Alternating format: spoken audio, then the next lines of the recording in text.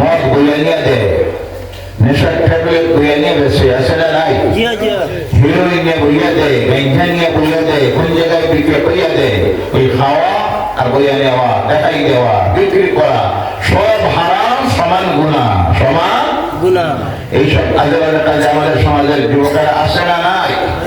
সবচেয়ে দুঃখ লাগে, আশ্বাস লাগে। এইভাবে কিছু সংখ্যক মানুষের কারণে আজ পৃথিবীতে গোটা জাতি, গোটা মুসলমানরা সমাজে লজ্জিত, লাঞ্ছিত, ইসলামের বদনাম হচ্ছে। কারণ সোশ্যাল মিডিয়া ব্যবহার করলে আপনারা দেখবেন বেশিরভাগ সোশ্যাল মিডিয়ার কিছু মিডিয়া আছে যারা নিরপেক্ষতা বজায় রাখে, আর বিশেষ করে আমাদের এই দেশের মিডিয়া শতকরা 90% হলো বেঈমানের দল, ওরা ঠিক কিনা? আর কিছু আছে যারা সবসময় অপেক্ষায় থাকে আমরা কোন জায়গায় কি করতেছি হাইলাইট করে দুনিয়ার মানুষের সামনে তুলে ধরা। কারণ দলে দেখা যাবে এই হলো মুসলমানদের চরিত্র, ইসলামের হলো এই শিক্ষা, কোরআনের হলো এই শিক্ষা, বলে নাউযুবিল্লাহি মিন যালিক। কিন্তু এই সুযোগটা তো দিতেছি আমরা। অনেক সময় দেখেন সোশ্যাল মিডিয়ায় দেখা যায় 2 কোটি টাকা হিরোইন সহ ধরা পড়েছে, মদ সহ ধরা পড়েছে, গাঞ্জা সহ ধরা পড়েছে। নাম কি আসবে পরে আগের থেকে কিছু বোঝা যায়নি না, বোঝা যায়নি না। করিমউদ্দিন না হয় করিমউদ্দিন না, অমুকউদ্দিন তমুকউদ্দিন, নাউযুবিল্লাহ বলে নাউযুবিল্লাহ। তখন তারা এটা হাইলাইট করে দেখা, এই দেখো এদের চরিত্র হইল এইসব কাজ করা। নিচের দিকে নামতে নামতে এমন অবস্থার মধ্যে আজকে আমার সমাজের কিছু সংখ্যক কোরআনদারেরা সংখ্যা একেবারে কম, যারা মুসলমানের নাম লাগাইয়া, মুসলমানের লেবাস লাগাইয়া নিচে নামতে নামতে এমন অবস্থার মধ্যে পৌঁছেছে। বিভিন্ন জায়গায় মাহফিলে গেলে দেখা যায় প্যান্ডেলে তাকে 200 আর কিনারায় বাজারে তাকে 500। এটা কোনো অস্থায়ী বাজার টাজার নাই তো, আলহামদুলিল্লাহ সবচেয়ে ভালো হয়। কারণ এই বাজারটাকে ওসিলা বানাইয়া শয়তান প্যান্ডেলে ঢুকতে দেয় না। কিন্তু অনেক সময় দেখা যায় যখন মাহফিল শেষ হওয়ার সময় ঘোষণা দেওয়া হয়, যখন সিন্নি দেওয়া হবে, দেখা গেল আগে প্যান্ডেলে ছিল 200, সিন্নির সময় হয়ে গেছে 700। আছে না নাই? এতে বোঝা যায় তারা বাইরে ঘুরে থাকে, নিয়ত একটাও থাকে কোন সময় সিন্নি দেওয়া হতো। ওয়াশটা সবটাকে তারা দরকার নাই, তারা একটাই নিয়ত, কোনটা? সিন্নি। নাউযুবিল্লাহ বলেন। আরো কিছু আছে দেখা যায় না, সে মাহফিলে নাই। কোন কোন মাহফিলে দেখা যায় কিছু মানুষ আছে অপেক্ষায় থাকে, আল্লাহ কোন সময় লাইটটাই নিত, জি তার আগে লাইট নিবলেও 2 স্যান্ডেল নিয়ে বিদায়। নাউযুবিল্লাহ বলেন নাউযুবিল্লাহ। আছে না নাই?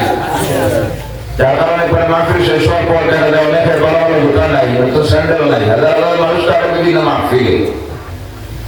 আমরা যারা এখানে এসে উপস্থিত হয়েছি আমরা নিয়ত করে নেই 3টা। কয়টা? 1 নম্বরে হলো আমরা গুনাহগার, আমরা জীবনে অনেক গুনাহ করেছি, হাঁটতে গিয়ে, বসতে গিয়ে, চলতে গিয়ে, দিনের বেলায়, রাত্রের বেলায়, সব সময়। কারণ আমরা হলাম মানুষ, আমরা হলাম আদমের আওলাদ। কার আওলাদ? আদমের আওলাদ। আমাদের থেকে গুনাহ হবে, গুনাহ থেকে খাই নয়, কিন্তু বড় গুনাহ নয়, বড় গুনাহ মুমিন থেকে হতে পারে না। চলতে গিয়ে দুনিয়া জীবনে অনেক গুনাহ আমরা করেছি, ছোট ছোট গুনাহ হয়ে গেছে। তাই আজকে এই মাহফিলে যখন বসে থাকবেন 1 নম্বরে এই নিয়ত করে বসবেন, আল্লাহ আজকের এই মাহফিলটায় আসার কারণে, বসার খাতিরে মাহবুব আমাদের জীবনের সমস্ত গুনাহগুলো মাফ করে দাও, আল্লাহুম্মা আমিন। 1 নম্বরের নিয়ত। কয় নম্বর? 2 নম্বরের নিয়ত করে নিবেন এই কথা মনে মনে ভাববেন বসা অবস্থায়, আল্লাহ সেই দুনিয়ার জীবনে মাটির উপরের মধ্যে আমি আসি, কিন্তু একটা দিন আমার জীবনের মধ্যে আসবে, যে দিন কোন দিন আসবে আমি জানি না। আগামী কল্প হতে পারে, 1 মাস পরে হতে পারে, 2 বছর পরে হতে পারে, 5 বছর পরে হতে পারে, কিন্তু সত্য সেই দিন আমার জীবনে আসবে, যে দিন দুনিয়ার সবার শেষ করে আমি চলে যেতে হবে কবরের গাড়ায়। কোন জায়গায়? মনে মনে নিয়ত করবেন আল্লাহর কাছে, আল্লাহ সেই দিন এই দুনিয়া সবার শেষ করে আমি চলে যাব আখিরাতের সফরের প্রথম মন্দির কবরের গড়ায়, যেই দিন আমার কোনো সাহায্যকারী সেই জায়গায় থাকবে না, আমার মা কোনো সাহায্য করতে পারবেন না, বাবা নয়, স্ত্রীও নয়, ছেলে মেয়ে নয়, আত্মীয় স্বজন নয়, সকলেই আমাকে নিয়ে যাবে অন্ধকার কবরের গড়ায় শায়িত করে। উপরের মাটি চাপা দিয়ে যখন রওনা হবে, আল্লাহ বড় মুসিবতের জায়গা, অন্ধকার ঘর। রব্বুল আলামিন সেই দিন পশ্চিম গোলাকান্দি জামা মসজিদের সামনে বসে তোমার কালামের যে আলোচনা শুনেছি, আল্লাহ ওই শোনাটাকে ওসিলা বানাইয়া সেই দিন আমার অন্ধকার কবরটাকে জান্নাতের টুকরা বানাইয়া দিও। দুই নম্বরে, কয় নম্বর? 3 নম্বরে নিয়তটা বড় কঠিন, করতে পারবা? জি, রাজি আছেন? সব হওয়ার আগে না বুঝিয়ে ছেড়ে করে দিতে। 3 নম্বরের নিয়তটা বড় কঠিন। কারা কারা রাজি আছেন? হাত আরেকবার উঠান, হাত তুলে তারপরে নামায় থাকবে। বারবার হাত তোলার কারণে আপনার বিরক্ত হইবে, নারাজ রাখতে পারেন। কত আর শুনলাম হাত তোলা লাগে না, ওদের কয়েক সময় পরে পরে হাত তোলা, হাত তুললে অসুবিধা নাই, শরীর গরম হবে। বলেন সুবহানাল্লাহ। আর এই হাতের সাক্ষী হতেছেন কে? রেকর্ড করতেছে কারা? আল্লাহ, ফেরেশতারা। বলেন সুবহানাল্লাহ। 3 নম্বরের নিয়ত হলো মনে মনে এই নিয়তটা করে বসবে না, আল্লাহ তোমার কালাম থেকে যা আলোচনা শুনেছি, যা আলোচনা শুনতেছি মাবুদ, তারপর আমরা প্রত্যেকে যেন আমলটা করতে পারি, তৌফিক দিয়ে বলেন আল্লাহুম্মা আমিন। নিয়ত হলো কয়টা? এবার আল্লাহর কালাম কোরআনুল কারীম থেকে একটা আয়াতে কারিমা আপনাদের সামনে তিলাওয়াত করেছি, তার উপর আলোচনা রাখবো। সেই কোরআন থেকে যে কোরআন না ডাকার দরকার নাই, যারা আসবেন তারা নিজে নিজে বসবেন। প্রথমে আমি আপনার ডাকেনি, আমার মাহফিলে সামনের জায়গা কমপ্লিট করার জন্য যারা আসেন পিছনে বসবেন। আমরা প্রত্যেকে আসার এবং ধৈর্য ধরে বসার তৌফিক দেন। সকালে বলেন আল্লাহুম্মা আমিন। কথা না, না না, কথা না, বলেন কিয়া তুমি ওয়াজ শুরু করলে আমি বন্ধ করে দিব। বন্ধ করেন, কথা বন্ধ করেন, আমি ডাকবো।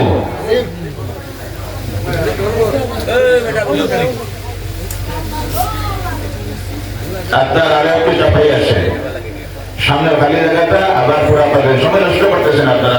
মাহফিলের সময় আছে 10টা, কয়টা? বাজে গেছে 8:30, মাত্র আছে 1.5 ঘন্টা অতিথি রয়ে গেছে। চাপাই আসুন, সময় নষ্ট করবেন না। আমি মূল আলোচনা শুরু করতেছি না, সময় দিতেছি আপনাদেরকে।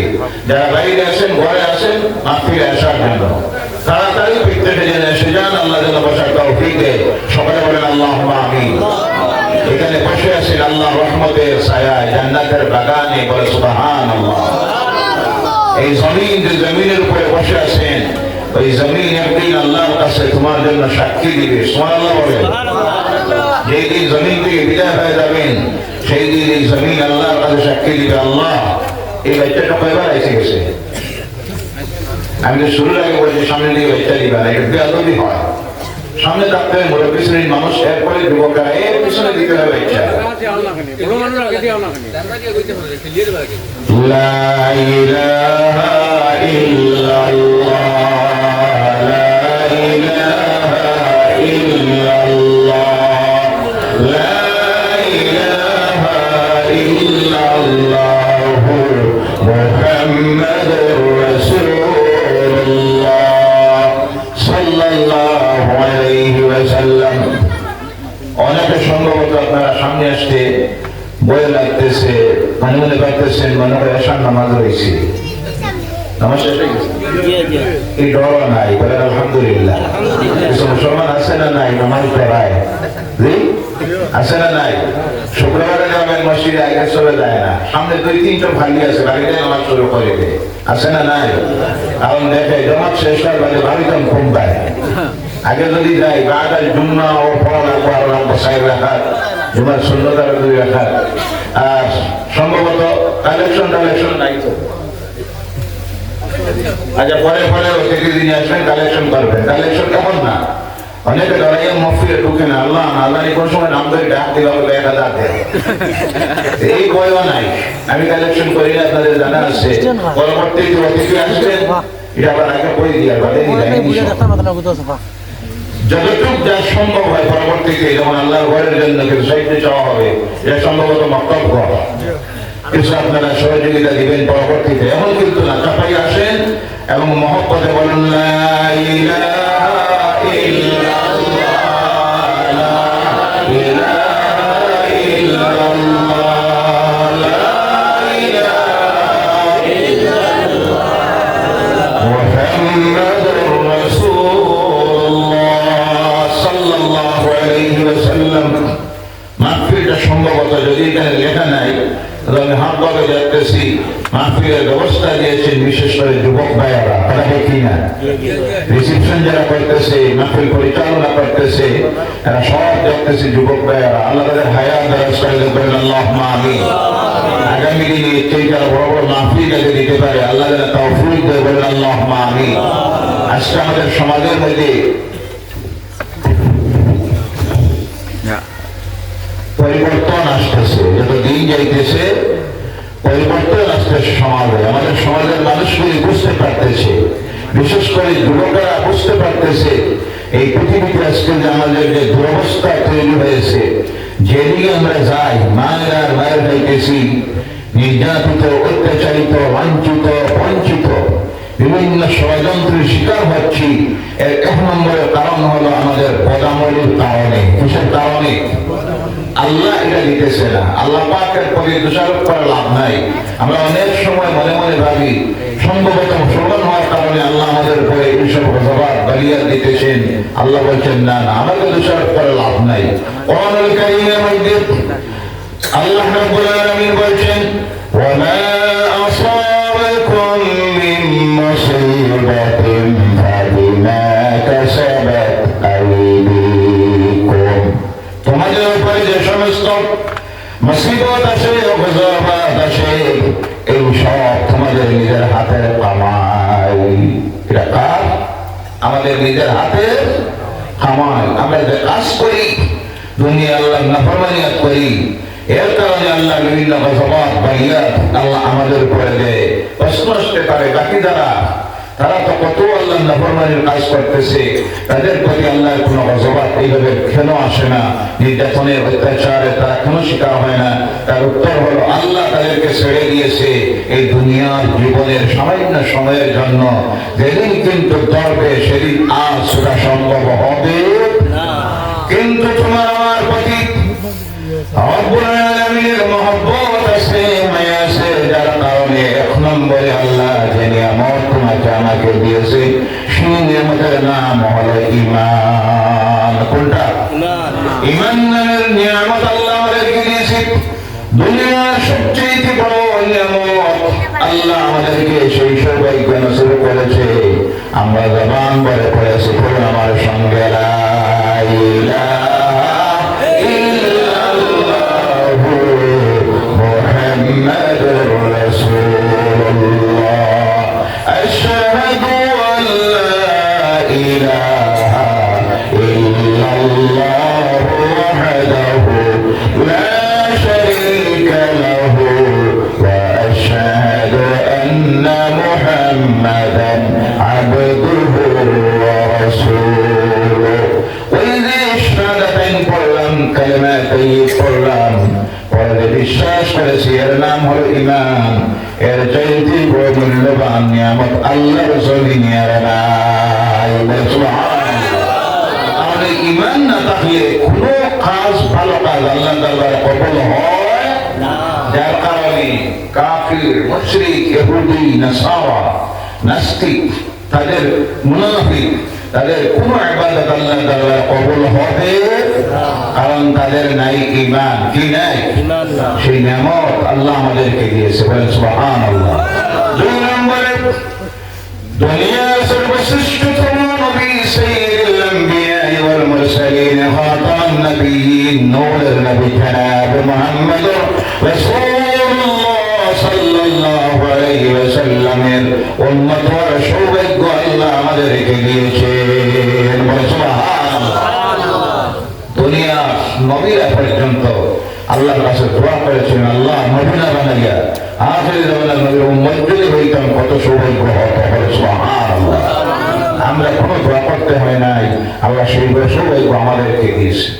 3 নম্বরে আল্লাহ রাব্বুল আলামিন এমন নিয়ামত আমাদেরকে দিয়েছেন যে নিয়ামতের মধ্যে দুনিয়ার সব বিষয়ে আল্লাহ কথা বলেছেন, এমন একটা বিষয় আল্লাহ বাকি রাখেন নাই, যে নিয়ামতের নাম হলো আল্লাহর কালাম কোরআনুল কারীম। সুবহানাল্লাহ।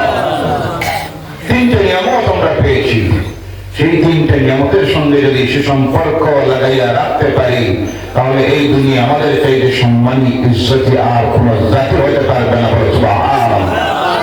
আজকে আমরা এই 3টা জিনিস থেকে সম্পর্ক ছিন্ন করে গিয়েছি। আল্লাহ দ্বীনের সঙ্গে কোন সম্পর্ক নাই, ঈমান যে কত হারাইতেছি, কত বিভিন্ন ভাবে নাফরমানি কাজ করে আল্লাহ রাসূলের সঙ্গে সম্পর্ক ছিন্ন করে গিয়েছি, কোরআন থেকে যুজন দূরে সরে গিয়েছি, যার কারণে এই পৃথিবীতে আমাদের উপরে নেমে এসেছে জুলুম আর অত্যাচার, নির্যাতন, লাঞ্ছনা, বঞ্চনা। আল্লাহ পাক এই সময় আমাদের জন্য প্রয়োজন আমরা আমাদের নিজেকে মূল্যায়ন করা। ভাইয়েরা আমার, বিশেষ করে যুবকেরা, তরুণেরা জেনে রাখবেন আল্লাহ রাব্বুল আলামিন মানুষের জীবনের মধ্যে সবচেয়ে মূল্যবান একটা সময় দেয়, যে সময়ের নাম হলো যুবককাল। কোন কাল? যুবককাল। মানব জীবনের মধ্যে 3টা সময় আসে। একটা সময় হলো ছোট্টকাল, শিশুকাল। সেই সময়ে কোন হিসাব আল্লাহ রাব্বুল আলামিন নেবেন না, সেই সময়ের কোন রেকর্ড আল্লাহ রাব্বুল আলামিন রাখেন না। বাল্যকালের ছোটরা, একটা বাচ্চা যে ভালো কাজ করে সেই ভালো কাজের সব আল্লাহ পাক তার মা বাপের আমল নামার মধ্যে দিয়ে দেয়। সুবহানাল্লাহ। মা নামাজ পড়তেছে, ছোট বাচ্চা মার কিনারে গিয়ে নামাজে দাঁড়িয়ে গেছে, নামাজ জানে না, উজু জানে না, নিয়ত জানে না, মার দেখা দেখেছে যাতে কিতাবের মধ্যে আসতেছে আল্লাহ পাক ওই বাচ্চার সেইটাকে নামাজ হিসাবে কবুল করে সব মার আমল নামায় লিখে দিয়ে বলেন সুবহানাল্লাহ। বাপ তিলাওয়াত করতেছেন। আজকে তো এইভাবে মা বাপ খুঁজে পাওয়া মুশকিল, নামাজ পড়ে তিলাওয়াত করে, কথা ঠিক না? ফেসবুক দেখে, ইউটিউব চালায়, সারাদিন সিনেমা দেখে, এমন মার অভাব নাই, এমন বাপের অভাব নাই। আহারে মুসলমান, দুঃখ লাগে, আফসোস লাগে। আজ থেকে 2 দিন আগে গেল, কোথায় কোথায় এসেছে, আজ থেকে 2 দিন আগে গেল 1 জানুয়ারি। কোন জানুয়ারি? কত যে মুসলমান এই দিন জানুয়ারি হইল আল্লাহ জানে, কথা ঠিক না? আল্লাহ যাকে হেদায়েত করে সকলে বলেন আল্লাহুম্মা আমিন।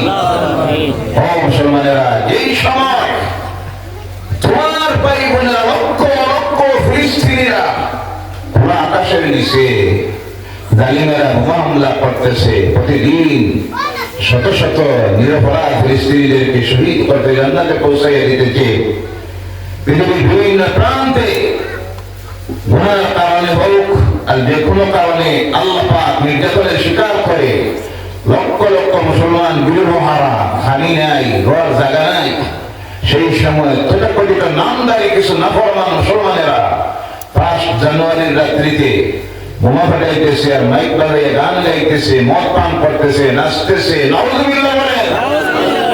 সামান্য যদি ঈমান থাকে, সামান্য যদি আল্লাহর ডর ভয় অন্তরে থাকে, সেই মুসলমান এইভাবে নাফরমানির কাজ, সেগুলি নেচারের কালচার, সংস্কৃতিকে গ্রহণ করে নতুন বৎসরকে স্বাগত জানানোর নামে এইভাবে নাফরমানির কাজ করতে পারবে না। আল্লাহ এই সব কিছু থেকে আমাদেরকে হেফাজত করুক, হেদায়েত করুক, সকলে বলেন আল্লাহুম্মা আমিন। ছোট বাচ্চা মা এই মোবাইলের একটু সরাইয়া দিন, মা খেয়ে চলতেছে, একজন লক্ষ্য নাই, খেয়াল নাই। ভাইয়েরা আমার, আমার নিজের দোষ হইলে আমি ওয়াজ খুঁজাই পাই না, আরো মেয়েটা একটা অসুবিধা হয়ে যায়। অনেক সময় আপনারা নষ্ট করে দিয়েছেন শুধু ভূমিকা। যখন কোনো বাচ্চা তিলাওয়াত জানে না, মা তিলাওয়াত করতেছে, বাপ তিলাওয়াত করতেছে, কিনারে গিয়ে বসে গেছে, কোনো সময় বাংলা বই লিয়ে বই যায়, আসে না নাই, ইংলিশ বই লিয়ে বসে যায়, মা বাবার দেখা দেখি তিলাওয়াত জানে না, এমনি কোনো কিছু তার যা ইচ্ছা তা করতে রাখে, আল্লাহ পাক সেটাকে তিলাওয়াত হিসেবে গ্রহণ করে মাওলানা আমল নামায় সওয়াব লিখে দেবেন। সুবহানাল্লাহ। অর্থাৎ বুঝা গেল ওই জীবনের কোন হিসাব আল্লাহ রাখে না, হিসাবও নিবে না। 2 নম্বরে মানুষের জীবনের মধ্যে সবচেয়ে মূল্যবান যে সময়টা আছে সেই সময়টা হলো যুবককাল, যৌবনকাল। আর একটা কাল অনেকের জীবনের মধ্যে আসার আগে বিদায় হয়ে যায়, আর অনেকের জীবনের মধ্যে আসে যেই কালটার নাম হলো বৃদ্ধকাল, বুড়াইয়ের বয়স। সেই সময় হিসাবের প্রতি আল্লাহ গুরুত্ব দিবেন না, কারণ আল্লাহ সেই সময় জানেন বাবাজির আর যাওয়ার জায়গা নাই, রাত ঘুমে যাবে না, অনেক তো বুড়িও নাই। রাত 1টা 2টায় ঘুম সারিয়ে তখন আস্তে আস্তে যাই মসজিদে তাইজুদ পড়ি, ফজর পড়ি, বাড়িতে আই। কারণ বেশিরভাগ তো মসজিদে গেলে এখন দেখা যায় বুড়া মানুষ। কোন মানুষ? জি, ফজরের সময় 4 জন 5 জন 10 জন, একটাও যুবক নাই। কথা কি না? আর এরা ভাবে এই সময় আমরা যৌবনটা আল্লাহ দিছে ঘুমানির লাগিয়া। বুড়াকে যখন আইব তখন যাইব মসজিদে। ওই বুড়াকে বলছে মসজিদে যাওয়া কোনো দাম আল্লাহর কাছে নাই। গেলে বেকারিটা না, ইবাদত করবেন, নামাজ পড়বেন, তাহাজ্জুদ পড়বেন, সব আছে। কিন্তু ভাইয়েরা আমার জেনে রাখবেন, কিয়ামতের দিন আল্লাহ পাক প্রত্যেকটা মানুষকে তার বাল্যকাল সম্পর্কে প্রশ্ন করবে না, বুড়াকে কাল সম্পর্কে প্রশ্ন করবে না। আল্লাহ পাক যে জীবনটা সম্পর্কে প্রত্যেকটা মানুষকে প্রশ্ন করবে। হাশরের ময়দানে 5টা প্রশ্ন করা হবে প্রত্যেক মানুষকে।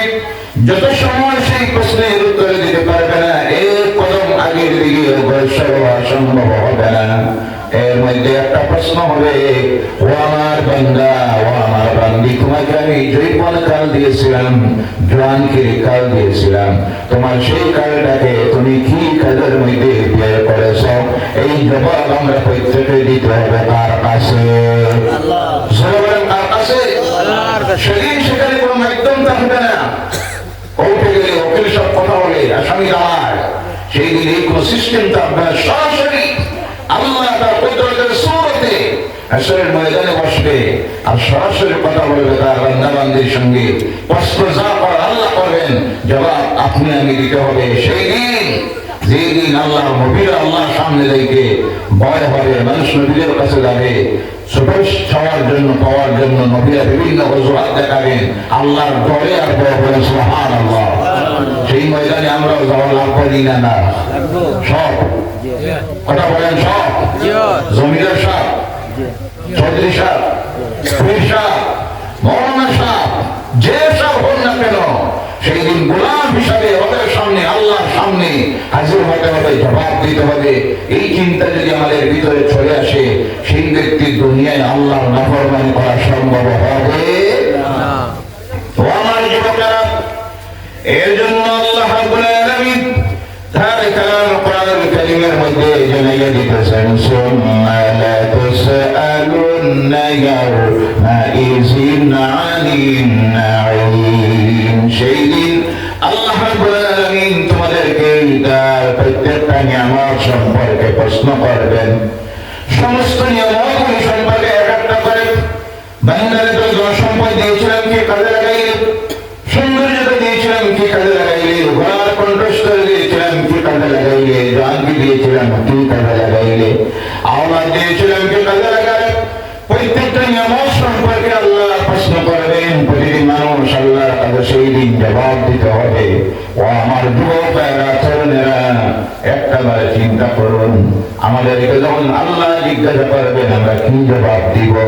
কেউ জবাব দিব, আল্লাহ আমি বেশি কিছু করতে পারি নাই, মজা খাইয়া খাইয়া জনকে কাটাই দিছি।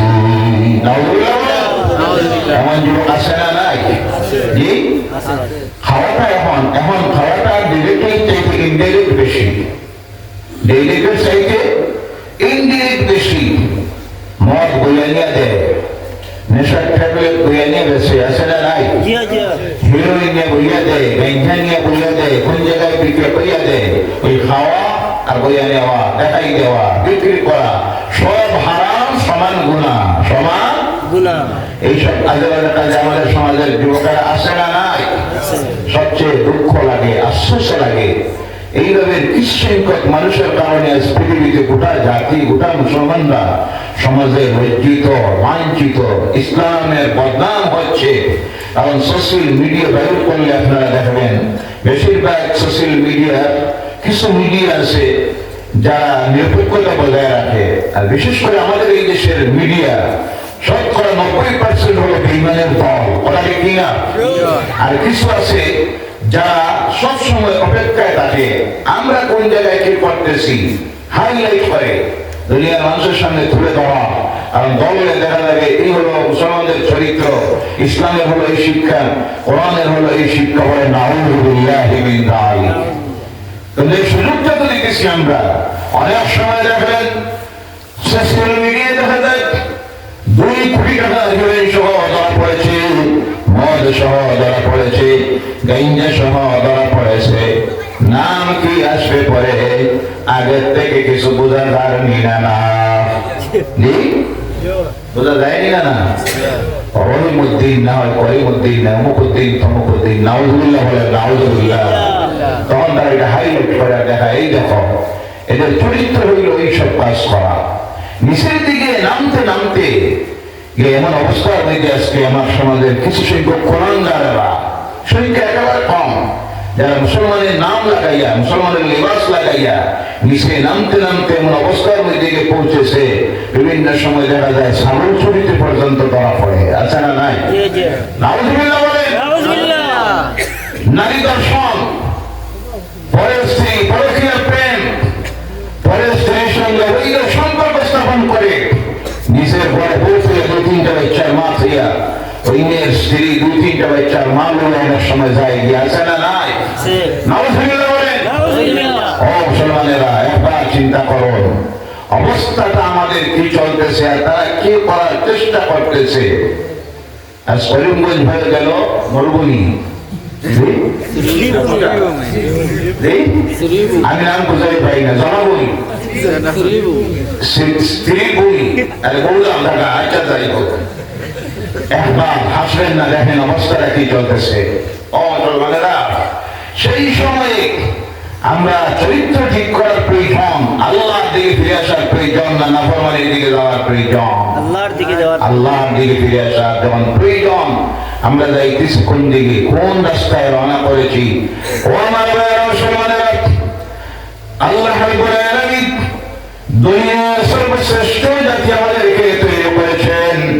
একটা সময় ছিল এই পৃথিবীতে দুনিয়ার মানুষ যাদেরকে ফলো করত, যাদেরকে দেবে আল্লাহ দ্বীন ইসলাম গ্রহণ করেছিল, তারা ছিল মুসলমানেরা। যারা পৃথিবীর পথ আর মানুষকে তারা রাস্তা দেখাইছে, আদর্শ শিখাইছে, জ্ঞানের আলো শিক্ষা দিয়েছে, পরিষ্কার পরিচ্ছন্নতার শিক্ষা দিয়েছে, ভদ্রতার শালীনতার ব্যবহারের শিক্ষা তারাই দিয়েছে। পৃথিবীর পথ হারা মানুষ আল্লাহ রাসূলের সাহাবীদের জীবন চরিত্র আদর্শ দেখে পড়েছিল লা ইলাহা ইল্লাল্লাহু মুহাম্মাদুর রাসূলুল্লাহ সাল্লাল্লাহু আলাইহি ওয়াসাল্লাম। ভাইরা আমার, ইসলাম এত তাড়াতাড়ি পৃথিবীতে প্রচারিত হল। মক্কার জমিন থেকে আল্লাহ রাসূল যখন আমার দেওয়া শুরু করলেন লা ইলাহা ইল্লাল্লাহু মুহাম্মাদুর রাসূলুল্লাহ, নির্যাতনের শিকার হলেন, নির্যাতন শুরু হলো, অত্যাচার শুরু হলো। একজন নবী মাত্র আল্লাহ দ্বীনের দাওয়াত দেওয়া শুরু করলেন। পৃথিবীর ঐতিহাসিকবিদরা অবাক হয়ে যায়, ইতিহাস থেকে লিখতেছে কি জিনিসের কর্ষণে এত তাড়াতাড়ি আল্লাহ দ্বীন জমিনে প্রচারিত হলো। তারা লিখতে গেলে এক নম্বর হলো আল্লাহ রাসূলের ব্যবহার চরিত্র হাসলত, 2 নম্বর হলো আল্লাহর কালাম কোরআনুল কারীমের আকর্ষণে, আর 3 নম্বর হলো আল্লাহ রাসূলের সঙ্গের সাথী যারা ছিলেন, যারা তাদের হাতে আল্লাহ দ্বীনের ঝান্ডা নিয়ে পৃথিবীর মানুষের সামনে দ্বীনের দাওয়াত নিয়ে গিয়েছিলেন, তারা সব ছিলেন যুবকরা। সুবহানাল্লাহ। রাসূলের সঙ্গের সাথী যারা ছিলেন সাহাবীরা, কেউ বয়স্ক মানুষ ছিলেন না। আবু বকর রাদিয়াল্লাহু তাআলা আনহু ওই 3-4 জন ব্যতীত বাকি সমস্ত সাহাবায়ে কেরাম যারা তাদের বয়স ছিল 18, 19, 22, 27, 30, 32 বছরের যুবক। বলেন সুবহানাল্লাহ। এর কারণে আল্লাহ রাসূল মাহফিলে বক্তব্য রাখতেছেন, একজন যুবক সাহাবী দাঁড়িয়ে আছেন, হাদিস শরীফে এসেছে, আল্লাহ রাসূল দেখে বলেন, যুবক তুমি দাঁড়িয়ে কষ্ট করবে, আমি আল্লাহর হাবিব তা সহ্য করতে পারি না, তুমি কোথায় যাও। কারণ ও যুবকেরা, তোমাদের রক্তের বিনিময়ে আল্লাহর দ্বীন জমিনে প্রতিষ্ঠিত হয়েছে, তোমাদের রক্তের উপরে হলো আল্লাহর দ্বীন ইসলামের ফাউন্ডেশন। সুবহানাল্লাহ। ও যুবকেরা, একটা মাত্র ঘটনা আপনাদের সামনে শোনাইতেছি। আল্লাহ রাসূলের সাহাবীদের, যুবক সাহাবীদের মুতার যুদ্ধ হবে, রোম সম্রাট 1 লক্ষ বাহিনী প্রেরণ করেছে। মদিনাতুল মুনাওয়ারা থেকে 1000 কিলোমিটার দূরে মুতা নামক জায়গায় আল্লাহ রাসূল তার নিজের সাহাবীদের রাখতে কিনারার মধ্যে আনলেন। আনার পরে আল্লাহ রাসূল বলেন, ও আমার সাহাবীরা, এই যুদ্ধে আমি যাব না, সেনাপতি তোমাদের বানিয়ে দিতেছি। আমার সাহাবী হযরত যায়েদ রাদিয়াল্লাহু তাআলা আনহুকে, যার বয়স হলো 18 বছর। কত বছর? 18 বছর। আল্লাহ রাসূল বলেন, আমার সাহাবীরা, আমার যায়েদ যদি শহীদ হয়ে যায়, তাহলে পরবর্তীতে তোমরা আমার সাহাবী জাফরকে সেনাপতি বানিয়ে দিও। জাফরের বয়স হলো 22 বছর। কত বছর? 22 বছর। আল্লাহ রাসূল বললেন, আমার সাহাবী জাফর যদি শহীদ হয়ে যায় যুদ্ধের ময়দানে, তাহলে আমার সাহাবী হযরত আব্দুল্লাহ বিন রাওয়াহাকে সেনাপতি বানিয়ে দিও, যার বয়স হলো 23 বছর। সুবহানাল্লাহ। আল্লাহ রাসূল 3 জনের নাম নিলেন। এরপরে বললেন, আমার সাহাবী আব্দুল্লাহ বিন রাওয়াহা যদি শহীদ হয়ে যায়, তাহলে তোমরা সকলে পরামর্শ করে যাকে ভালো মনে করো তার হাতে ইসলামের ঝান্ডা দিয়ে যুদ্ধ পরিচালনা করিও। মাহফিলের কিনারায় বসা ছিল একজন ইহুদি। আল্লাহ রাসূল যখন বক্তব্য রাখতেন, মদিনার ইহুদিরা এসে বসত, মুশরিকিনরা বসত। আল্লাহ রাসূলের আলোচনা শুনে শুনে আল্লাহ দ্বীন গ্রহণ করতে বলেন। সুবহানাল্লাহ। সে যখন এই কথা শুনেছে, হাদিসে আসতেছে, বুখারীর হাদিসে বলল, এই 3 জন যুদ্ধের ময়দানে শহীদ হবেন। বলে সুবহানাল্লাহ। কয়জন? 3 জন। এই 3 জন যুদ্ধের ময়দানে শহীদ হবেন। সে বলল, আমাদের নবী মুসা আলাইহিস সালাম যখন এইভাবে কথা বলতেন, একজনের পরে আরেকজনের নাম বলতেন, আমরা বাস্তবে দেখতাম এরা যুদ্ধের ময়দানে যাওয়ার পর শহীদ হয়ে যাইত। বলে সুবহানাল্লাহ। এই কথা শুনলেন 3 জন সাহাবী। তারা বুঝতে পারলেন এই যুদ্ধ থেকে আমরা আর ফিরে আসবো না। এই সংবাদ শোনার পরে, জানার পরে আর যাওয়া যায়? জি, গেলেই মৌত অনিবার্য, ফিরে আসবো না। এরাই যাইতে পারে যাদের আছে ঈমান, আর যাদের আছে আল্লাহর বেহেশতে যাওয়ার আশা। বলে সুবহানাল্লাহ।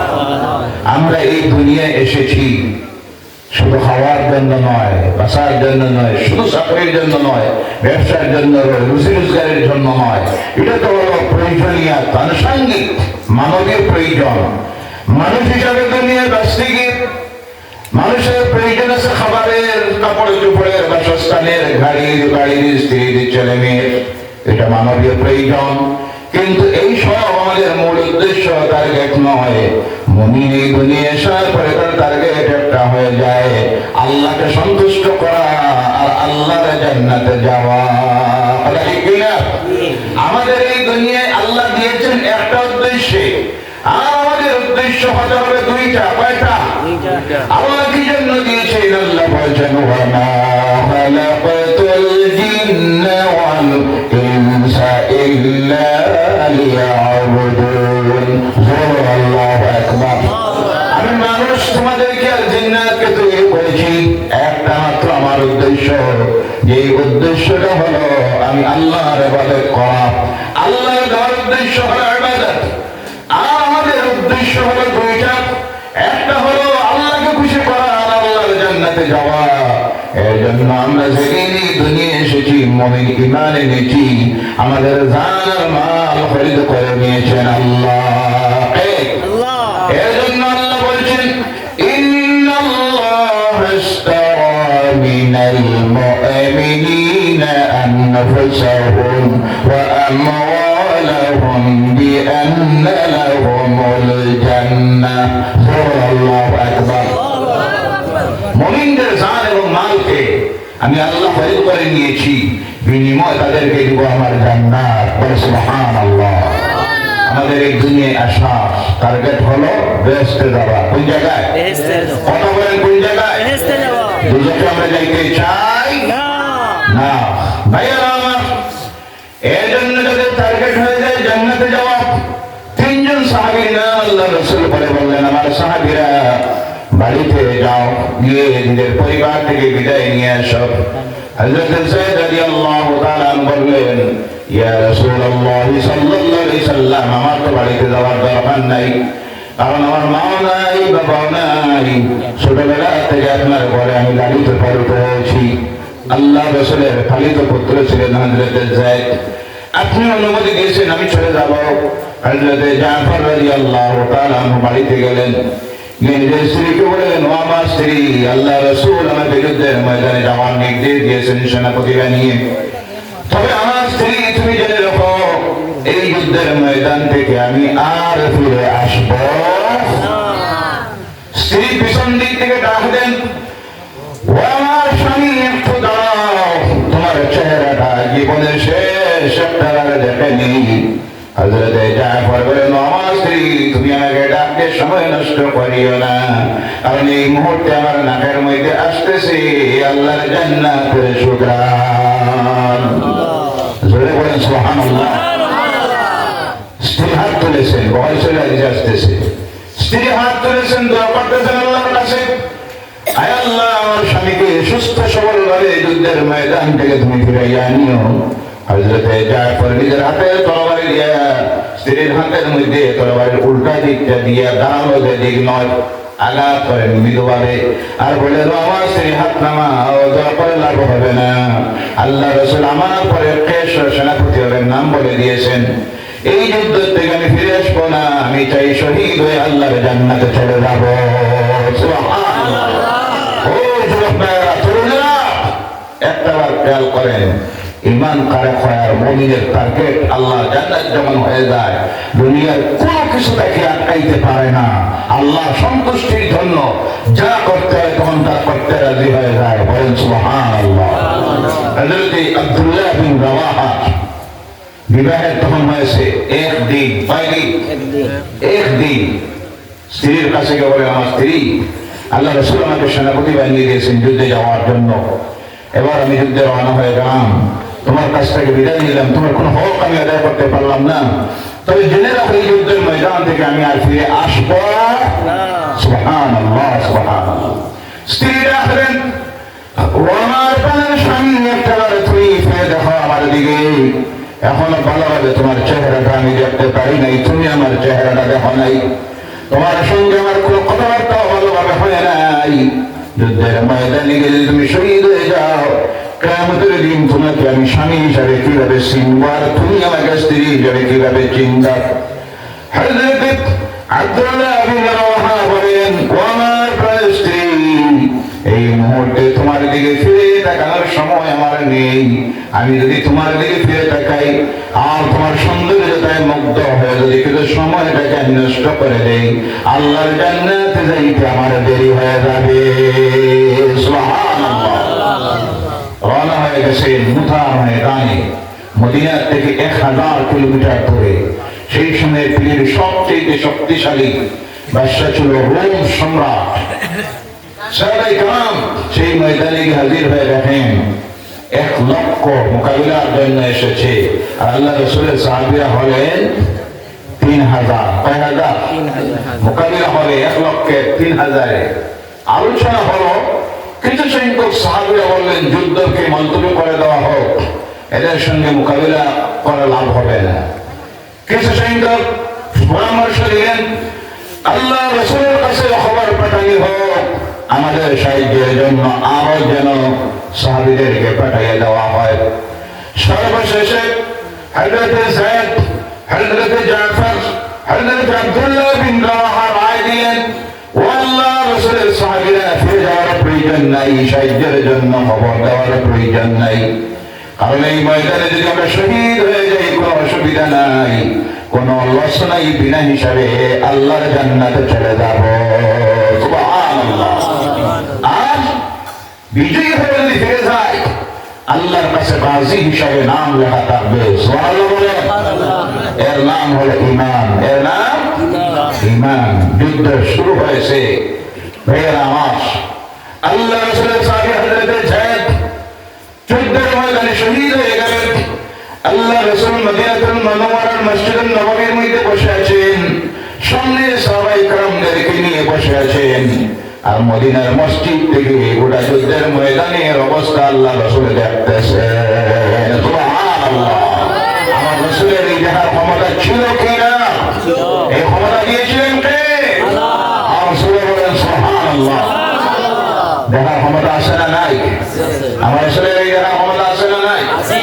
নাই পর্দার আড়ালে কি তা দেখতে পারেন না, জানতে পারেন না, এইভাবে কথা বলার জাহিলেরা আছে না নাই? আল্লাহ হেদায়েত ও সরল আল্লাহুম্মা আমিন। মাস যেটা চলতেছে সেটা হলো রজবের মাস। কোন মাস? মিরাজের মাস। বলেন সুবহানাল্লাহ। আজকে মেরাজকে স্বীকার করতেছে যারা। আপনারা অনেক সময় ইউটিউবে ওয়াজ শুনেন, বাংলাদেশের কিছু জাহিল গুলি আছে, এগুলোর ওয়াজ শুনবেন না, ঈমান হারা হবে। ভালো দিকে একটা লিখতেছে, বক্তব্য দিকে বলতেছে মেরাজ নামে কোনো ঘটনাও নাই। নাউজুবিল্লাহ বললেন না? এটা কিছু আলিমরা বানাইয়া গল্প কাহিনী বানাইয়া বর্ণনা করেন, আল্লাহ রাসূলের শান মর্যাদা বাড়ানোর লাগে। বলেন নাউজুবিল্লাহ। রাসূলের শান তুমি আমি বাড়ানোর দরকার আছে না? বাড়াইয়া দিয়েছেন কে? আল্লাহ। আল্লাহ বলেছেন ওয়া রাফা'না লাকা যিকরাক। আপনার আলোচনাকে সুউচ্চ মর্যাদায় আমি আল্লাহ উন্নীত করেছি। বলেন সুবহানাল্লাহ। কোরআনকে স্বীকার করতেছে, রাসূলের দুশমনি করতে গিয়ে কোরআন স্বীকার করতেছে। যেমন আল্লাহ পাক কোরআনুল কারীম 15 পারা আরম্ভের মধ্যে সেই ঘটনা উল্লেখ করতেছেন। সুবহানাল্লাযী আসরা বি'আবদিহি লাইলাম মিনাল মাসজিদিল হারাম ইলাল মাসজিদিল আকসা الذي باركنا حوله لنريه من آياتنا إنه هو السميع البصير. الله أكبر. সেখানে আলোচনা করেছেন। আজকে সেই কথাকে অস্বীকার করতেছে, আমার রাসূলের শানের বিরোধিতা করতে গিয়ে আল্লাহ বলে হেদায়েত করে। বলেন আল্লাহুম্মা আমিন। ভাইরা আমার, বলতেছিলাম হযরত যায়েদ যখন শহীদ হয়ে গেছেন, মসজিদুন নববীতে বসে আছেন আল্লাহ রাসূল, দুই চোখ দিয়ে পানি ঝরতেছে আর বলতেছেন আমার সাহাবীরা এই মুহূর্তে আমার যায়েদ শহীদ হয়ে আল্লাহর জান্নাতে চলে গেছে। সুবহানাল্লাহ।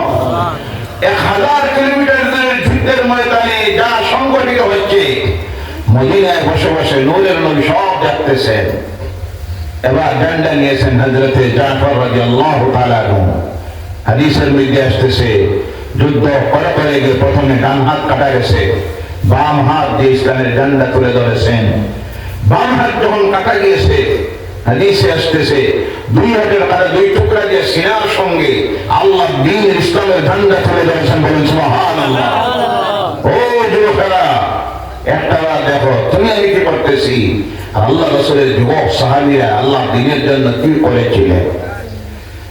এরপরে তিনি যখন শহীদ হয়ে গেলেন, আল্লাহ রাসূল মদিনা থেকে বসে বসে বলতেছেন এই মুহূর্তে আমি দেখতেছি আমার সাহাবী জাফর শহীদ হয়ে আল্লাহর জান্নাতে গিয়ে দুইটা ডানা লাগাইয়া জান্নাতের ফেরেশতাদের সঙ্গে উঠতেছে। সুবহানাল্লাহ। আল্লাহ দ্বীনের জন্য দুইটা হাত কাটার কারণে উপহার স্বরূপ আল্লাহ জাফর রাদিয়াল্লাহু তাআলা আনহুকে দুইটা ডানা দিয়ে জান্নাতের ফেরেশতার সঙ্গে তাকে উড়াইয়া দিতে উঠতে আসেন আল্লাহর জান্নাতে।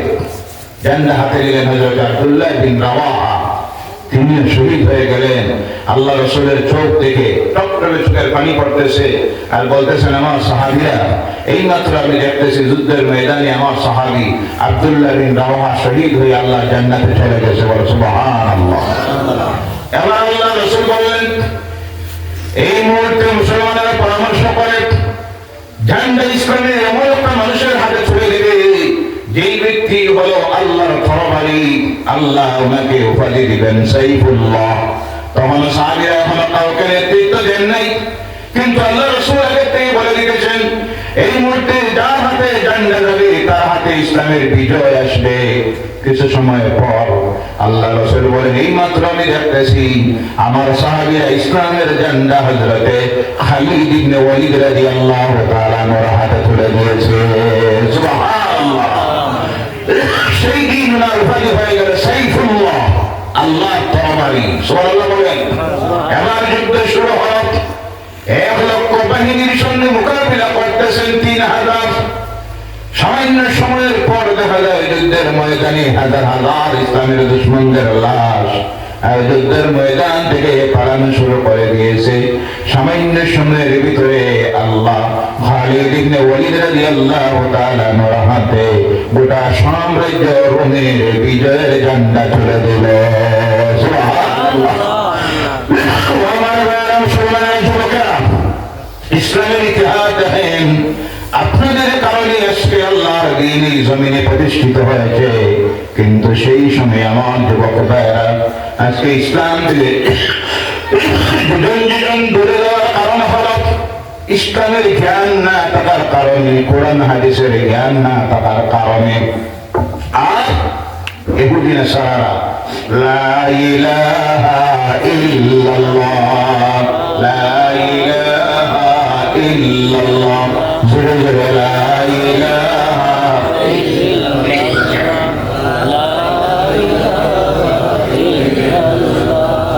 লা ইলাহা ইল্লাল্লাহ মুহাম্মাদুর রাসূলুল্লাহ সাল্লাল্লাহু আলাইহি সাল্লাম। এর কারণে ইসলামের দুশমন যারা ইহুদি নাসারা বিশেষ করে তারা দেখতেছে মুসলমানদের যুব সমাজ যদি ইসলামের সুশীতল ছায়ায় থাকে, দিনদার ইমানদার মুত্তাকি পরহেজগার যদি হয়ে যায়, তাহলে এই জমিন থেকে ইসলামকে মিটানো যাবে না। তাই তারা সোশ্যাল মিডিয়ার মাধ্যমে তাদের যে অপসংস্কৃতি, বেহায়াপনা, নির্লজ্জতা সারা পৃথিবীর মানুষের সামনে তারা ছাড়তেছে মিডিয়ার মাধ্যমে। কারণ তাদের চরিত্র বলতে কিছুই নাই, পারিবারিক বন্ধন বলতে কিছুই নাই, স্বামী স্ত্রীর সঙ্গে কোনো সম্পর্ক নাই। রাত যখন গভীর হয়, ভদ্রতা স্বাধীনতার নামে বড় হোটেলে, এক পার্লারে, না হয় কোনো নাইট ক্লাবে স্বামী আর এক জায়গায় রাত মদ খাইতেছে, নাচতেছে, গান গাইতেছে, জেনা করতেছে, বলেন নাউজুবিল্লাহ। মা বাবার সঙ্গে ছেলে মেয়ের কোনো সম্পর্ক নাই, তারা স্বাধীন। ছেলে কলেজে যায়, তার ইচ্ছা মতো বিবাহ করে অন্য জায়গায় চলে যায়, নতুবা বুলবুলিয়ায়। মেয়ে তার ইচ্ছা মতো কলেজ ইউনিভার্সিটিতে পড়তেছে, একদিন মা বাবা খবর পায় মেয়ে তার স্বামী ইচ্ছা মতো গ্রহণ করে চলে গেছে। নির্লজ্জিত বেহায়াপনা এমন অবস্থায় গিয়ে পৌঁছেছে, তাদের কাল চরম শয়তানি এমন অবস্থা বানাইয়া দিছে, উল্টা চলে। যেমন দেখবেন পুরুষ যারা তাদের মধ্যে ফুল প্যান্ট লাগায়, আছে না নাই? আর নারী যারা তারা লাগায় হাফ প্যান্ট। নাউজুবিল্লাহ বললেন না? উল্টা নি না, উল্টা।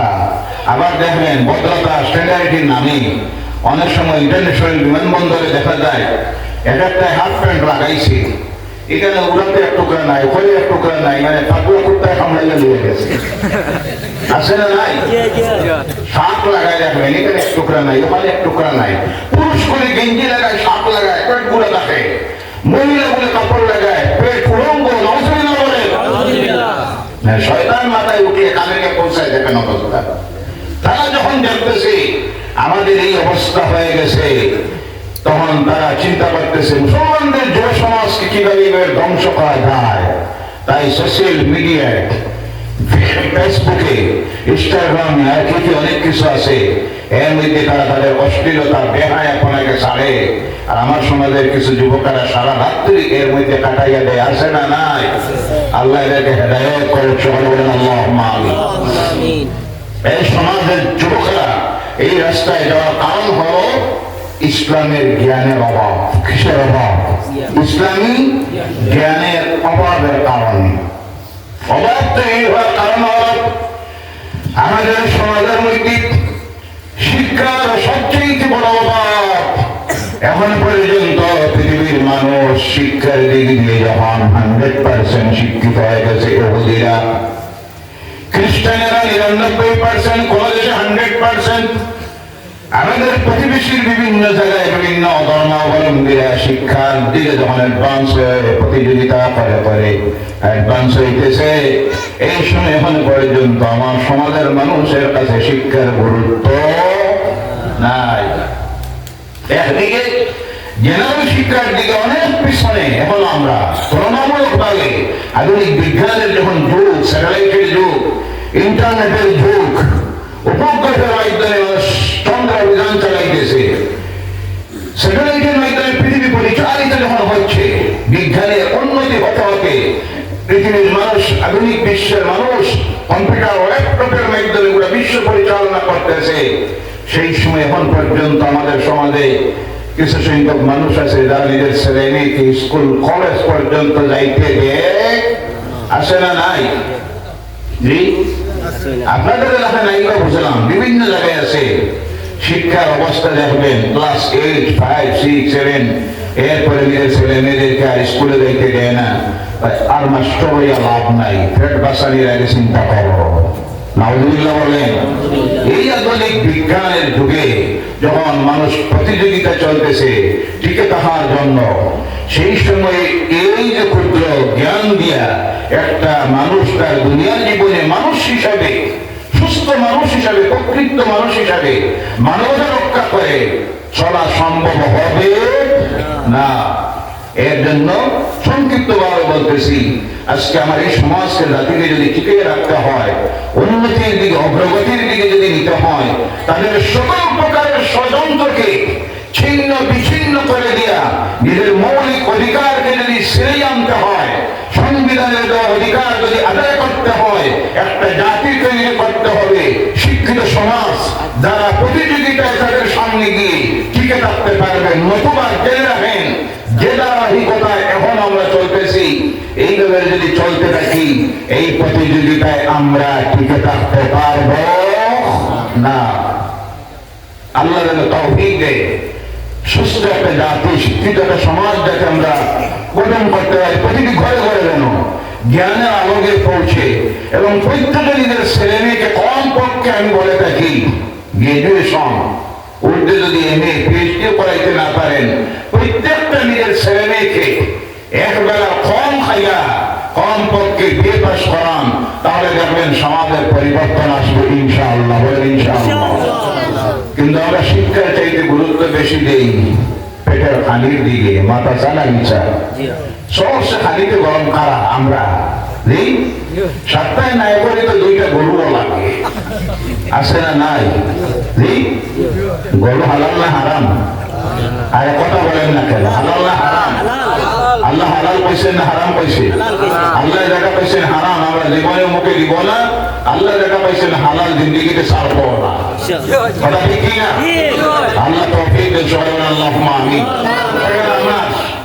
বলতেছিলাম আল্লাহ পাক রব্বুল আলামিন শিক্ষার প্রতি আমাদেরকে অনেক কথা বলেছে, আমি তো লক্ষ্য রাখি নাই, সভাপতি পাশে বসে আছে, আলহামদুলিল্লাহ। আল্লাহ আয়াতে বরকত দেন, সবাই বলেন আল্লাহুম্মা আমিন। এত রাত্রে যে সভাপতি বসে আছে, বিভিন্ন মাহফিলে তো সভাপতিকে ফলন দেয়, আলহামদুলিল্লাহ। আল্লাহ হায়াত দারাজ করে দেয়, বলেন আল্লাহুম্মা আমিন। সুস্থতার জীবন জেনে দেয়, সবাই বলেন আল্লাহুম্মা আমিন। বারবার মনে পড়তে সেই দলের মাহফিলে যাওয়ার পর আমার সম্মানিত শ্রদ্ধেয় ভাই মুফতি সাহেব, মনে আছে আপনাদের? এত সোজা সরল প্রকৃতির মানুষ ছিলেন, কি যে জ্ঞানের সাগর ছিলেন, এত নম্র ভদ্র তা ছিল, অহংকার বলতে তো লেশ ছিল না, প্রসারের আলোতে আসার তো কোনো চিন্তাও ছিল না। আজকে জমিনে নাই, চলে গেছেন। আল্লাহ ওনার কবরটাকে জান্নাতুল ফেরদাউসের টুকরা বেলা বানাই দেবে, সবাই বলেন আল্লাহুম্মা আমিন। আল্লাহ পাক যেন তার বান্দার কবরে অগণিত রহমতের উপর বর্ষণ করে দেয়, বলেন আল্লাহুম্মা আমিন। ওনার দরজাতকে আল্লাহ যেন পূরণ করে দেয়, সবাই বলেন আল্লাহুম্মা আমিন। এই এলাকার প্রতিটা মাহফিলে গেলে পরে দেখা হইতো, এলাকার প্রতিটা মাহফিলে তিনি উপস্থিত থাকতেন। আজকে সেই শূন্যতা এলাকাবাসী আমরা অনুভব করতেছি, যাদেরকে হারাইতেছি আমরা, এই লোকের মানুষ আমরা আর জীবনে ফিরে পাওয়া সম্ভব হবে না। আল্লাহ যেন আল্লাহর কাছে দোয়া রাখে, আল্লাহ সেইভাবে আরো মানুষ যেন আমাদের মধ্যে, আমাদের জামাতের মধ্যে আল্লাহ সৃষ্টি করে দেন, সকলে বলেন আল্লাহুম্মা আমিন। এই হলো 1 নম্বরের জ্ঞানের অভাব, জেনারেল এডুকেশনের। 2 নম্বর হলো সবচেয়ে বড় যে জ্ঞানের অভাব আজকে আমাদের মধ্যে দেখা দিয়েছে, সেটা হলো ধর্মীয় জ্ঞানের অভাব। একটা সময় ছিল ধর্মীয় জ্ঞান অর্জন করার 2টা সিস্টেম ছিল। একটা ছিল সরকারি মাদ্রাসা। কোনটা? সরকারি মাদ্রাসা। এখন আছে? লঙ্গর প্রিসিনিয়র আছে? নাই, সব হয়ে গেল স্কুল। যাই হোক, দুর্ভাগ্য, তাদের নামটা আল্লাহ জানে। যারা এইসব করেছে অবশ্যই এর বিচার একটা এই জমিনে আছে না নাই? কথা বলবেন ইনশাআল্লাহ, বলেন ইনশাআল্লাহ। একমাত্র শিক্ষা ব্যবস্থা হলো মাদ্রাসা শিক্ষা। সেই মাদ্রাসায় শতকরা আমাদের সমাজের 1% ছাত্ররা যায়, বাকি 99% ছাত্ররা জেনারেল এডুকেশনের স্কুলগুলিতে পড়ে। এখানে এই দেশে জেনারেল এডুকেশনের শিক্ষাঙ্গনগুলির মধ্যে ধর্মীয় শিক্ষার কোনো ব্যবস্থা নাই। সরকারি স্কুলগুলিতে একমাত্র ব্যবস্থা হলো আমাদের ধর্মের শিক্ষা অর্জন করার মক্তব শিক্ষা। কোনটা? আজকে মক্তব শিক্ষা যে করুণ অবস্থা, আজ ইসলাম পৃথিবীতে আসার 1400 বছরের কারিব হয়ে গেছে, বলে সুবহানাল্লাহ। তো এরপর এখন পর্যন্ত আমাদের সমাজের ছেলেমেয়েরা শতকরা 70-80% ছেলেমেয়েরা আল্লাহর কালাম কোরআনুল কারীমের তিলাওয়াত জানে না। মাদ্রাসা না মিছা? কিছু সংখ্যক পরিবর্তন এসেছে আলহামদুলিল্লাহ। দারুল কিরাতের ব্যবস্থাপনা হওয়ার কারণে আপনাদের এদিকে আছে? জি, বলেন আলহামদুলিল্লাহ। আল্লাহ ওয়ালি শামসুল উলামা জুদ্দাতুল আরিফিন সিরাজুস সালিকিন মিনহাজুল আবিদিন আল্লামা সাহেব কিবলায়ে ফুলতুল রাহমাতুল্লাহ তাআলা আলাইহি সেই খেদমতে, দারুল কিরাতের খেদমতে আজ পৃথিবীর মুসলমানদের লক্ষ লক্ষ ছেলেমেয়েরা আল্লাহর কালামের শুদ্ধ তিলাওয়াত বা তাজবিদ শিখতেছে। বলেন আলহামদুলিল্লাহ। আল্লাহ তাআলা সেই খেদমতকে যেন কবুল করে দেয় এবং সওয়াবটুকু যেন ওনার কবরে আল্লাহ পৌঁছাইয়া দেন, ওনার দরজাকে আল্লাহ যেন বুলন্দ করে দেন। বলেন আল্লাহুম্মা আমিন। কবরটাকে যেন জান্নাতুল ফেরদাউসের টুকরা বানাইয়া দেয়। বলেন আল্লাহুম্মা আমিন। কিন্তু 70% মতো আজকে আমাদের সমাজের ছেলেমেয়েরা কোরআন তিলাওয়াত জানে না, অর্থ জানে না, ব্যাখ্যা জানে না। যে না জানার কারণে এদের মধ্যে যে শূন্যতার সৃষ্টি হয়েছে ইসলামিক জ্ঞানের, সেই শূন্যতার কারণে আজ তারা ইহুদি নাসারাদের ষড়যন্ত্রের চক্রান্তের ফাঁদে তাদের ঈমান হারা হচ্ছে আর চরিত্রহীন যুবক বনছে। কথা ঠিক কিনা ভাইয়েরা? আমার এই সময়ে এদের নৈতিক চরিত্রে যদি পরিবর্তন আনতে হয়, আল্লাহর কালামের প্রতি লক্ষ্য রাখুন। আল্লাহ পাক তার এই কালাম কোরআনুল কারীমকে নাযিল করতে গিয়ে আল্লাহ 1 নম্বরে যে আয়াত নাযিল করেছেন, সেই আয়াত হলো বিসমিল্লাহির রাহমানির রাহিম। ইকরা বিসমি রাব্বিকাল্লাযী খালাক। তোমার রবের নামে যিনি তোমাকে সৃষ্টি করেছেন। আল্লাহ তাআলা কালাম কোরআনুল কারীমকে নাযিল করতে গিয়ে 1 নম্বরে আয়াত নাযিল করলেন। তার কারণ হলো আল্লাহ রাসূল সেই পাহাড়ের গুহার মধ্যে বসে চিল্লা দিতেছেন 14 দিন, 15 দিন, মাস 3 কারো খাবার এনে সেখানে চলে যাইতেন। 3200 ফুট উচ্চতার গুহার ভিতরে আল্লাহ রাসূল বসে বসে জ্ঞান করতেন। খাবার যখন শেষ হয়ে যেত, মায়া খাদিজাতুল কুবরা সেখানে নিয়ে খাবার পৌঁছে দিতেন। আবার কোন সময় নেমে আসতেন। এইভাবে আল্লাহ রাসূলের জীবন অতিবাহিত হইতেছে। বয়স যখন হয়ে গেল 40 বছর। কত বছর? 40 বছর। চিন্তা করতেছেন আল্লাহ এই কওমের পরিবর্তনে কি দিয়ে যাবে? যেগুলো আকৃতির মানুষ, প্রকৃতির জন্তু জানোয়ারের মতো প্রকাশ্যে রাস্তায় মদপান করে, জন্তু জানোয়ারের মতো রাস্তায় করে, হায়া শরম লজ্জা বলতে কিছুই নাই। নিজের জীবন্ত মেয়েকে নিয়ে বাবা হয়ে জন্মদাতা বাবা হয়ে কবরের মধ্যে মাটি চাপা দেয়। সামান্য বিষয় নিয়ে ঝগড়া করে ছোট ছোট মানুষ তারা হত্যা করে। আল্লাহ এই কওমের ফালাহ কিভাবে হবে, নাজাত কিভাবে হবে, আল্লাহ কিভাবে এদেরকে জাহান্নামের রাস্তা থেকে জান্নাতের রাস্তায় ফিরিয়ে আনবো, এই চিন্তা যখন করতেছেন আল্লাহর পক্ষ থেকে তার কালাম কোরআন নাযিল হওয়া শুরু হলো। প্রথম আয়াত আল্লাহ নাযিল করলেন ইকরা বিসমি রাব্বিকাল্লাযী খালাক। যে আয়াতের প্রথম শব্দ আল্লাহ নাযিল করলেন ইকরা, পড়ো। ও আমার হাবিব, আপনি যে চিন্তা করতেছেন এদের চরিত্রের পরিবর্তন কিভাবে আনবেন, আল্লাহর পরিচয় কিভাবে দিবেন, জাহান্নামের রাস্তা থেকে জান্নাতের রাস্তায় কিভাবে ফিরিয়ে আনবেন, আপনি যে চিন্তা করতেছেন এর থেকে এদেরকে ফিরাইতে হলে এদের ভিতরে আপনি পৌঁছাইয়ে দেন জ্ঞানের আলো। বলো সুবহানাল্লাহ। তোমার রবের পক্ষ থেকে নাযিল হচ্ছে যে কোরআন, এই কোরআনের জ্ঞান, এই কোরআনের আলো তাদের ভিতরে আপনি ঢুকাইয়া দিন, পৌঁছাইয়া দেন, দেখবেন তাদের মধ্যে পরিবর্তন আসা শুরু হয়ে যাবে। সুবহানাল্লাহ। আল্লাহ রাসূলের কাছে কোরআন নাযিল হওয়া শুরু হলো। আল্লাহ রাসূল আলোচনা করা শুরু করলেন, বুঝানো শুরু করলেন, আবৃত্তি শুরু করলেন। সেই প্রত্যাহার মানুষগুলি আবৃত্তির যারা ছিল জন্তু জানোয়ারের মতো, পৃথিবীর ইতিহাস প্রমাণ করতেছে সেই মানুষগুলি হয়ে গেল পৃথিবীর সবচেয়ে অন্যতম আদর্শ চরিত্রবান মানুষগুলি, যাদের সার্টিফিকেট স্বয়ং আল্লাহ পাক দিলেন। বলেন সুবহানাল্লাহ। তারা সিরাত সাবান দিয়ে আল্লাহ জানিয়ে দিলেন, আল্লাহ হাবিব বলে দিলেন আসহাবুকান নুজুম ইত্তাদাইতুহুম ইহতাদাইতুম। ও আমার হাবিব, আপনি বলেন, আল্লাহ রাসূল বলেন আমার সাহাবীরা হলো আকাশের নক্ষত্র স্বরূপ, তোমরা তাদের অনুসরণ করো, হেদায়েত প্রাপ্ত হয়ে যাইবা। সুবহানাল্লাহ। এমন চরিত্র বা মানুষ হলেন যাদের দেখে পৃথিবীর ঐতিহাসিকদের অবাক হয়ে লিখেছে এরা মানুষ না ফেরেশতা। সুবহানাল্লাহ বলেন। আল্লাহ রাসূলের সঙ্গে সাথী সাহাবায়ে কেরাম যারা ছিলেন, জ্ঞানের আলো যখন ঢুকেছে, কোরআনের জ্ঞান, এর জন্য এই কোরআনের জ্ঞান আমাদের দেওয়া হয় মক্তবে। কোন জায়গায়? মক্তবের বড় করুণ অবস্থা। মক্তব শিক্ষার আজ পরিবর্তন হওয়া সবচেয়ে প্রয়োজন।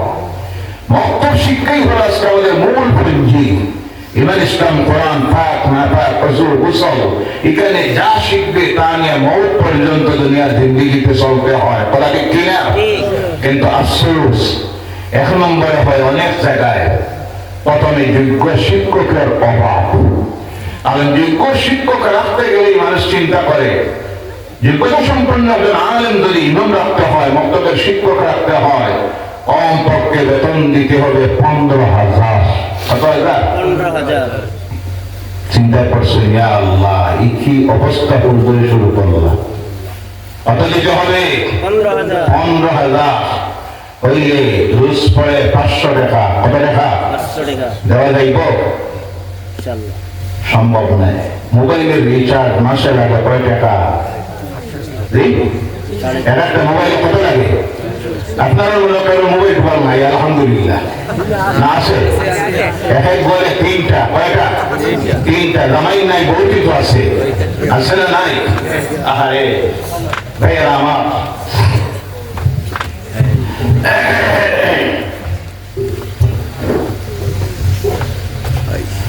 اللهم صل على سيدنا وعلى آله. اللهم صل على سيدنا ومولانا محمد. বাইরে যারা দাঁড়াই এখন ধর্মের মানুষ, ওই যে দাঁড়া ডাকবা না, অন্য ধর্মের মানুষের অসুবিধা আছে, ধর্ম দেখো সবরে ডাকবা না। অন্য ধর্মের রোগী তারা বাইরে রাখা দেখছে আর দিই, অসুবিধা নাই। কারণ বই হতে পারে অনেক হিন্দু ভাইয়ার আছে, মাফিয়ার ঢুকেও আলোচনা শুনে।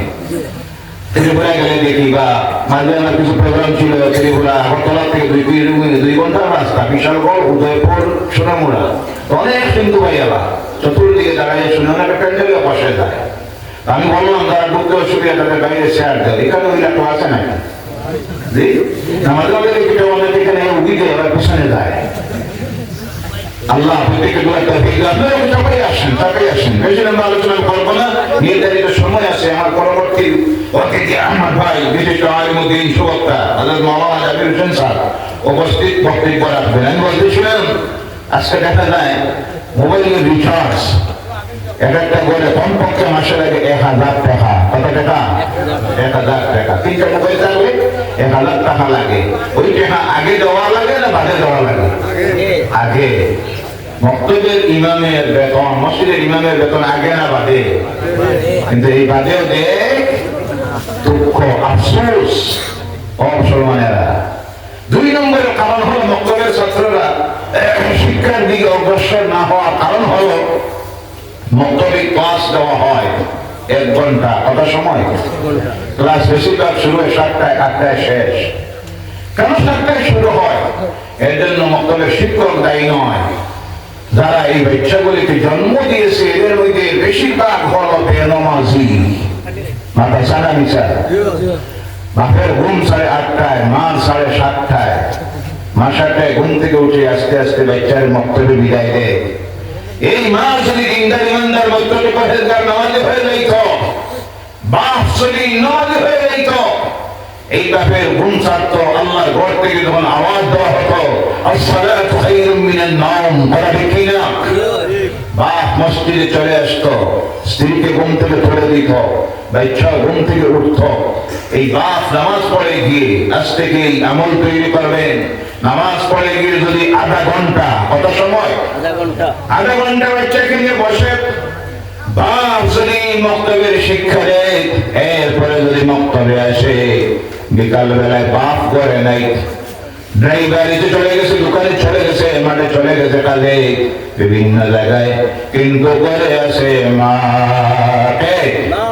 এই মা যদি নামাজি হয়ে যায়, নামাজি হতো, মাগরিবের নামাজ পড়ে নিজের বাচ্চাটাকে যদি কিনারায় ডাক দিয়ে বসাইত আর বলতো বাবারে তোমার মক্তবের পড়া কোনটা বাহির করতো। মা যদি আরো আধা ঘন্টা স্কুলের বই বাইর করার আগে মক্তবের শিক্ষা দিত, মক্তবে পাইতো 1 ঘন্টা। বাবার কাছে যদি পায় আধা ঘন্টা, মায়ের কাছে যদি পায় আধা ঘন্টা, আমার মন বলতেছে ডেইলি যদি 2 ঘন্টা আল্লাহর দ্বীনের কোরআনের মাসাইলের জ্ঞানের চর্চা করে, কমপক্ষে 8 থেকে 10 বছর বয়সে ওই একটা শিশু তার মা আর বাবার মক্তবের শিক্ষকের মাধ্যমে আল্লাহর কালাম কোরআনের শুদ্ধ তেলাওয়াত হয় ভাবে। এবং প্রয়োজনীয় মাসাইল যদি শিখে নেয় হালাল হারামের, তখন তার ভিতরে চলে আসবে আল্লাহর ভয়। কার ভয়? তখন ওই বাচ্চাগুলি আল্লাহর নাফরমানি দিয়ে বড় হয়ে যাওয়া সম্ভব হবে না। আফসোস এই ইসলামের জ্ঞান না থাকার কারণে আজকে দুঃখ লাগে। মাঝে এক জায়গায় আমি মাহফিল মিলাতে বসে আছি, আমার সামনে দেখি একটা বসে আছে, মাথায় টুপি নাই, এক কানের মধ্যে দেখি ফুল লাগাইছে। কোনটা? আমি ডাক দিয়ে কিনে আমি বললাম বাবারে একটা খানে আরো 2টা বাকি রয়েছে। না এক কানে দিলে আরেক কান তো বাকি রয়েছে, না তো বাকি রয়েছে। 3টা লাগাইলে লাভ হইতো। তোমার যখন বিয়া হইতো, তোমার ভোর হইতে তোমার 3টা ফুল দিলা, তুমি বলবে দেওয়া লাগত না। বাসটায় তুমি চুল দেখিয়া আমি অবাক, সমস্ত মাথায় চুল নাই, এখানে নিয়ে রাখছে। মানুষ না হায়াওয়ান, জানোয়ার? 18-22 বছরের যুবক, তার নিজের লজ্জা শরম লাগে না, বিবেকে বাধা দেয় না, আমি হয়েছি কি? তার কারণ হলো ইসলামের জ্ঞানের অভাব। এর জন্য নিজের ছেলে মেয়েকে পরিপূর্ণ ইসলামের জ্ঞান দিই। সময়টা বড় কঠিন। তারা চাইতেছে আমাদেরকে বিপদে পরিচালিত করে, আমাদের যুব সমাজকে ধ্বংস করে দিয়া ইসলামকে জমিন থেকে মিটাইয়ে দেওয়ার চ্যালেঞ্জ যখন তারা নিতেছে, সেই সময় তাদের চ্যালেঞ্জকে আমরা গ্রহণ করব, প্রতিরোধ করব।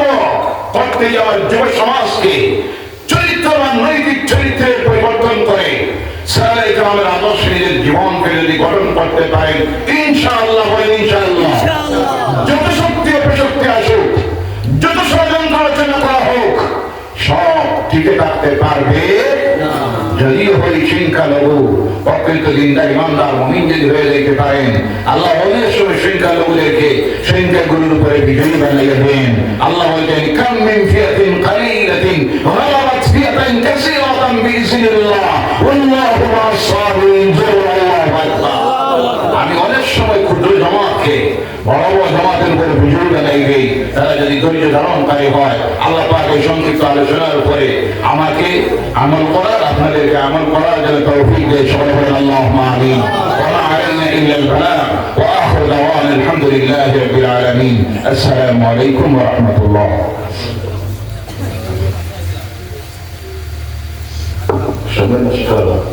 اللهم آمين يا رب العالمين ربنا ظلمنا أنفسنا وإن لم تغفر لنا وترحمنا لنكونن من الخاسرين ربنا آتنا في الدنيا حسنة وفي الآخرة حسنة وقنا عذاب النار وادخلنا الجنة مع الأبرار برحمتك يا عزيز يا غفار يا رب العالمين أي الله পশ্চিম গোলাখান্দি জামে মসজিদের যুবক মুরব্বী মসজিদ কমিটি ওয়াজ কমিটির পরিচালনায় আজকের এই বিরাট ওয়াজের মাহফিলে আমরা গুনাহগারেরা দূর দূরান্ত থেকে এসে মুসাফির হয়ে তোমার বান্দাদেরকে নিয়ে বাড়িতে পর্দার মা বোনদেরকে নিয়ে তোমার দরবারে হাত তুলেছি মাবুদ আমরা গুনাহগার আমরা শেখার আমল বলতে কিছুই নাই রব্বুল আলামিন তোমার হাবিবের ওয়ারিসান উলামায়ে কেরামদেরকে সঙ্গে নিয়ে মসজিদের ইমাম সাহেবদেরকে নিয়ে দরবার মুরব্বিদেরকে নিয়ে জওয়ান যুবক ভাইদেরকে নিয়ে কালে দিলে তওবা করে তোমার দরবারে হাত তুলে আরজ করতেছি আল্লাহ আমাদের এই আলোচনাকে দান খয়রাত পেশি নিশাতে তুমি কবুল আর মঞ্জুর করে নাও সালাতুন সর্বপ্রথম মদিনার হাবিবের নূরানি রওজা মুবারকে পৌঁছে দাও সাহাবায়ে কেরাম থেকে শুরু করে যত মুমিন মুমিনাত মুসলিমিন মুসলিমাত অন্ধকার কবরের গায়ে চলে গেছে প্রত্যেকের কবরের সালাতুন পৌঁছে দাও আল্লাহ রব্বুল আলামিন আমরা যারা হাত তুলেছি আল্লাহ আমাদের তওবাকে তওবায়ে নসুহ হিসেবে কবুল করে নাও জানি এই তওবা আমাদের অনেকের জীবনের শেষ তওবা হয়ে যেতে পারে মাবুদ এই তওবাকে ওসিলা বানাই আমাদের আমাদের জিন্দেগির গুনাহগুলি মিটিয়ে বদলাইয়া দাও সেই সঙ্গে আল্লাহ এই মাহফিলে এই জন করতে গিয়ে তোমার যত বান্দা বান্দিরা সাহায্য দিল সহযোগিতা দিল আল্লাহ তাদের মা বাপ আমাদের মা বাপ তাদের অন্ধকার কবরের গায়ে চলে গেছেন আজকের এই মাহফিলটা তাদের জন্য নাজাতের জরিয়া বানাইয়া দাও সেই সঙ্গে আমাদের তাদের মা বাবা জমিনে আছেন হায়াত করে দাও তৎসঙ্গে আমাদের দাদা দাদি নানা নানি শ্বশুর আত্মীয় স্বজন বন্ধু বান্ধব ভাই বোনেরা প্রতিবেশীরা বাস করে এই মহল্লাবাসী নারী পুরুষ যারা অন্ধকার কবরের গায়ে চলে গেছেন তাদের প্রত্যেকের জন্য এই মাহফিলটাকে নাজাতের জরিয়া বানাইয়া দাও আল্লাহ তোমার বান্দা বান্দীদের প্রত্যেকের দিলের নেক আশাগুলি তুমি পূর্ণ করে দাও বিশেষ করে আল্লাহ সেই মাহফিলটা নিয়ে তোমার দরবারে আরজ করতেছি আমার প্রাণ প্রিয় ভাই শ্রদ্ধা বিশিষ্ট আলিম মুহাদ্দিস মুফতি মরহুম ফখরুদ্দিন সাহেব রহমাতুল্লাহি তাআলা আলাইহি রূহ মুবারাকের সালাতুন পৌঁছাইয়া দাও আল্লাহ আল্লাহর কবরটাকে জান্নাতুল ফিরদাউসের টুকরা বানাইয়া দাও আয় আল্লাহ আমরা এই জমিনে চিরস্থায়ী নয় চলে যাব যাওয়ার সময়টা বড় কঠিন সময় আল্লাহ সেই সময় সাকরাতুল মউতের ঘাটে আটকাইও না মাবুদ জীবনের শেষ সময় তোমার হাবিবের দিদারটা নসিব করে দিও আর দুনিয়ার জীবনের শেষ কথাটা আমাদের জবানটা দিয়ে বারবার জারি করে দিও লা ইলাহা ইল্লাল্লাহু মুহাম্মাদুর রাসূলুল্লাহ সাল্লাল্লাহু আলাইহি ওয়াসাল্লাম সুবহান রাব্বিকা রাব্বিল ইজ্জাতি আম্মা ইয়াসিফুন ওয়া সালামুন আলাল মুরসালিন والحمد لله رب العالمين السلام عليكم ورحمة الله